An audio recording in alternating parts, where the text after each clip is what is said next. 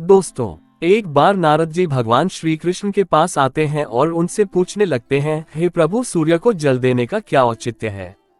सूर्य को जल क्यों दिया जाता है? सूर्य को जल देने के क्या फायदे हैं तथा सूर्य को जल देने की सर्वोत्तम विधि कौन सी है? तब भगवान श्री कृष्ण नारद जी से कहते हैं, हे देवर्षि, आपने समस्त मानव जाति के कल्याण हेतु उचित प्रश्न किया है। सूर्यदेव की उपासना अत्यंत शुभ फलदायी है। प्रत्येक मनुष्य को सूर्य को जल अवश्य देना चाहिए। हे देवर्षि, मैं आपको एक अत्यंत पवित्र कथा सुनाता हूँ जिससे आपकी दुविधा समाप्त हो जाएगी और आपको आपके सभी प्रश्नों के उत्तर भी मिल जाएंगे। जो भी इस कथा का श्रवण करता है उसे 100 वर्षों तक सूर्य को जल देने का फल प्राप्त होता है। इसलिए आप इस कथा को ध्यान से पूरा जरूर सुने। दोस्तों, भगवान श्री कृष्ण ने सूर्य देव की महिमा का वर्णन करने के लिए नारद जी को एक अत्यंत पवित्र कथा सुनाई है। इस कथा में सूर्य को जल देने की सही विधि और अत्यंत शक्तिशाली सूर्य देव के मंत्र के बारे में बताया है।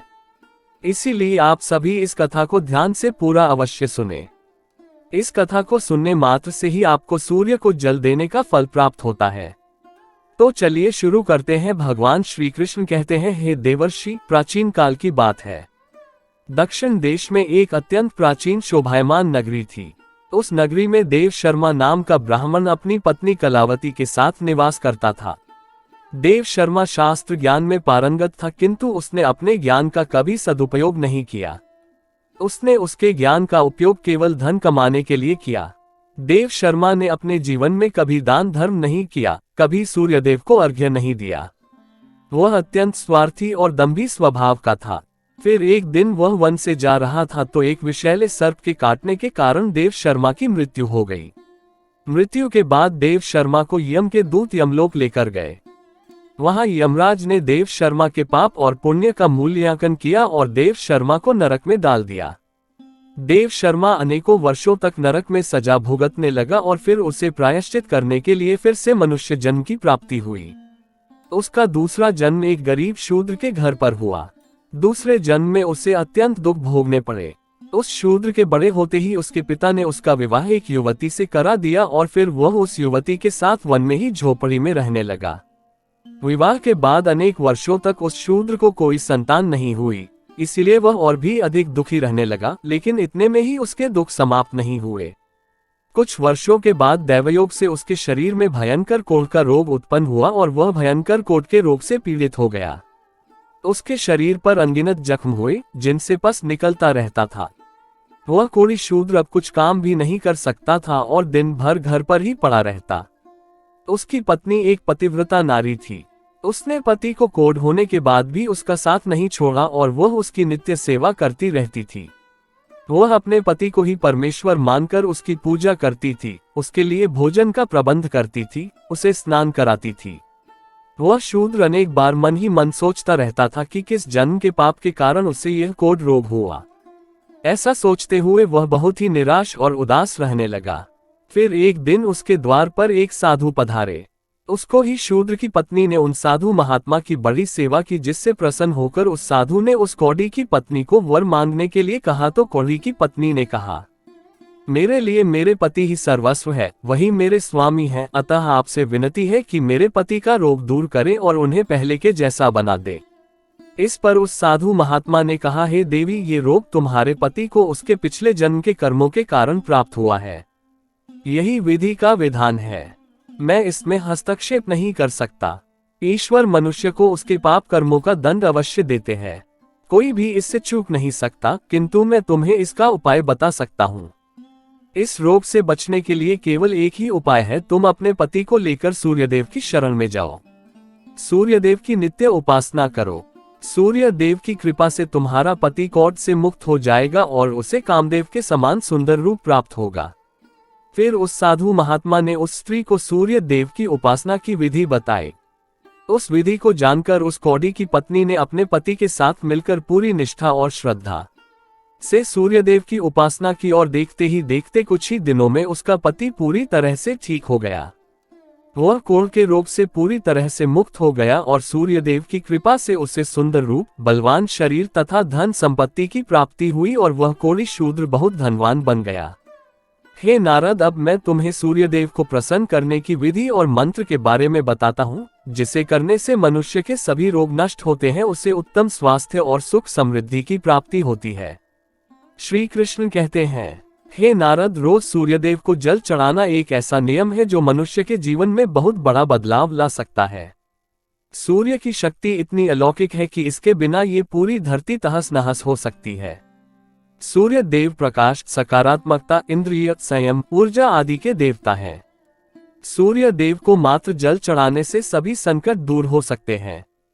संसार की हर परेशानी का हल सूर्य देव के पास ही है। सूर्य देवता की उपासना करने से आत्मा की शुद्धि होती है और मनोबल बढ़ता है। सूर्योदय के समय सूर्य की किरणों से वातावरण पवित्र और सकारात्मक बन जाता है। यदि प्रतिदिन सुबह स्नान करके सूर्य देवता को मंत्रों का उच्चारण करते हुए जल चढ़ाते हैं तो इसके कई फायदे होंगे। कुंडली में अन्य ग्रहों की तरह ही सूर्य के शुभ या अशुभ स्थिति में होने से जीवन पर भी इसका शुभ या अशुभ प्रभाव पड़ता है। कुंडली में सूर्य यदि शुभ स्थिति में होता है तो हमें समाज में भरपूर मान सम्मान, यश और प्रसिद्धि मिलती है। वहीं कुंडली में यदि सूर्य अशुभ स्थिति में हो तो इसके विपरीत परिणाम मिलते हैं। इसलिए कुंडली में यदि सूर्य की स्थिति मजबूत करनी है तो ज्योतिष शास्त्र में कुछ ऐसी चीजों के बारे में बताया है जिन्हें पानी में डालकर सूर्यदेव को अर्घ्य देने से शुभ परिणाम प्राप्त होते हैं। किंतु मित्रों, कई मनुष्य सूर्य को जल देते समय बहुत सी गलतियां कर बैठते हैं। सूर्य को जल देते समय महत्वपूर्ण नियमों का पालन नहीं करते हैं। गलत तरीके से अर्घ्य देकर सूर्य देव का अपमान नहीं करना चाहिए, अन्यथा मनुष्य को कई कष्टों का सामना करना पड़ सकता है। साथ ही केवल सूर्य को जल देने से फल की प्राप्ति नहीं होती है। सूर्य को जल देते समय विधि का पालन करते हुए सूर्य देव के मंत्र का जाप करना भी आवश्यक है। तभी सूर्य को जल देने का फल मनुष्य को प्राप्त होता है। शास्त्रों के अनुसार सूर्यदेव अप्रसन्न होने पर मनुष्य की बुद्धि का नाश हो जाता है।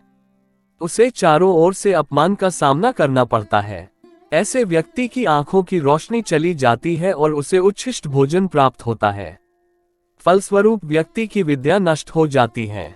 उसकी स्मरण शक्ति कमजोर होती है। पिता पुत्र में कारण ही वाद विवाद होने लगता है। सूर्य देवता रूठ जाने पर व्यक्ति पर गलत इल्जाम लगते हैं और उसके हाथ से अनजाने में कई अपराध हो जाते हैं।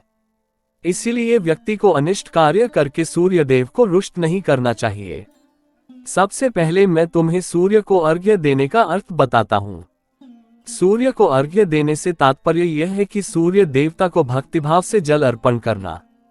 ये जल दोनों हाथों की अंजलि बनाकर या तांबे के पात्र में शुद्ध जल भरकर उसे सूर्य देवता को समर्पित करें। लेकिन ध्यान रहे कि यदि हाथों की अंजलि बनाकर सूर्य देवता को अर्घ्य दे रहे हैं तो हाथों की तर्जनी, उंगली और अंगूठे को एक दूसरे से जोड़कर ना रखें, यानी कि एक दूसरे का स्पर्श ना होने दें। दोनों हाथों के अंगूठों को फैलाकर रखें। यदि हम तर्जनी और अंगूठे को जोड़कर रखते हैं तो ये राक्षसी मुद्रा बन जाती है और इस मुद्रा में सूर्य को अर्घ्य देना अशुभ माना जाता है। यदि पात्र में जल भरकर सूर्य देवता को अर्घ्य दे रहे हैं, वो भी उस पात्र को दोनों हाथों के अंगूठे का स्पर्श ना हो, इसका ध्यान रखें। अर्घ्य देते समय अपने दोनों हाथों को ऊपर उठाकर पात्र को पकड़े और सिर झुकाकर रखें। सूर्य देवता को अर्घ्य हमेशा सूर्योदय के समय देना चाहिए। उगते हुए सूर्य की उपासना करना हमेशा ही शुभ होता है। सूर्योदय के 2 घंटे बाद अर्घ्य देने का कोई भी औचित्य नहीं होता है। यदि किसी कारणवश आप सूर्योदय के समय अर्घ्य न दे सके तो 3 बार अर्घ्य देने के बजाय 4 बार अर्घ्य दें और सूर्य देवता से क्षमा मांग लें। इससे दोष कम हो जाता है। सूर्य को जल तांबे के पात्र में ही देना चाहिए। तांबा को सूर्य देव की प्रिय धातु माना गया है, इसीलिए सूर्य को जल देने के लिए केवल तांबे से बने पात्र का ही प्रयोग करना चाहिए। अन्य धातुओं से बने पात्रों में सूर्य को अर्घ्य देने से कोई लाभ प्राप्त नहीं होता है। परमात्मा ने सूर्य को जगत में प्रकाश करने, संचालन करने, अपने तेज से शरीर में ज्योति प्रदान करने तथा जठराग्नि के रूप में आमाशय में अन्न को पचाने का कार्य सौंपा है। इसी कारण से तांबे के पात्र में रखे जल को पीने से व्यक्ति पेट से जुड़े रोगों से भी मुक्त हो जाता है। उस तांबे के पात्र में गंगाजल या पवित्र नदियों का जल भरें। यदि ऐसा संभव नहीं है तो शुद्ध जल का प्रयोग करें। मात्र जल से कभी भी अर्घ्य नहीं देना चाहिए। जल के पात्र में जल के साथ मुख्य रूप से कोई भी लाल फूल, लाल चंदन और अक्षत जरूर डालें। आप चाहें तो इस जल में थोड़ा सा घी, शहद, दूध या गुड़ इत्यादि भी मिला सकते हैं। सूर्यदेव को अर्घ्य देने का सही समय तब होता है जब सूर्य लालिमा लिए हो, अर्थात जब प्रातः काल में सूर्य लाल रंग का दिखाई दे तो उस समय अर्घ्य देना सर्वश्रेष्ठ फल देता है। यदि किसी मनुष्य ने सूर्य को अर्घ्य देने का संकल्प लिया है तो ये संकल्प कभी नहीं तोड़ना चाहिए। जितनी दिनों का भी संकल्प लिया हो उतने दिन सूर्य को अर्घ्य अवश्य देना चाहिए। यदि संकल्प को पूरा नहीं कर सकते तो ऐसा संकल्प नहीं करना चाहिए, इससे सूर्य देव रुष्ट हो जाते हैं। दोस्तों, भगवान श्री कृष्ण ने सूर्य देव को जल देने का मंत्र बताया है, जिसका उच्चारण अवश्य ही करना चाहिए। वह मंत्र इस प्रकार है, ओम नमः खरखोलकाय। इसके अलावा ओम ऋणी सूर्याय नमः इस मंत्र का जाप भी कर सकते हैं।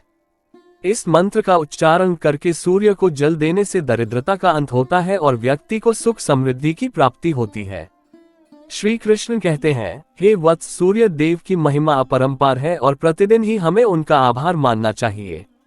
परंतु मुख्य रूप से रविवार का दिन सूर्य देवता का दिन माना जाता है।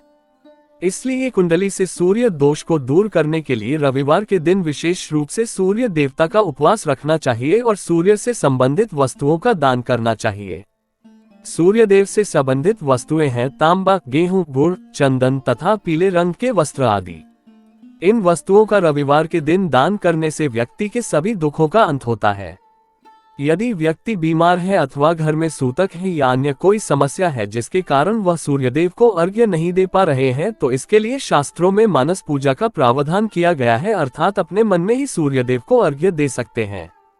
सूर्योदय पूर्व दिशा से होता है और यदि किसी कारणवश सूर्य देवता दिखाई नहीं दे रहे हैं तो उनका मन ही मन स्मरण करके पूर्व दिशा की ओर मुख करके उन्हें अर्घ्य दे सकते हैं, लेकिन कभी भी सूर्य को अर्घ्य देने का संकल्प न छोड़ें। तो दोस्तों, इस प्रकार से भगवान श्री कृष्ण ने सूर्यदेव को अर्घ्य देने की विधि, सूर्यदेव को अर्घ्य देने का मंत्र बताया है। उम्मीद है आपको ये कथा और जानकारी अच्छी लगी होगी, तो वीडियो को लाइक जरूर करें और कमेंट में जय सूर्यदेव और जय श्री कृष्ण जरूर लिखें। साथ ही चैनल को सब्सक्राइब करना ना भूलें। आप सभी का धन्यवाद।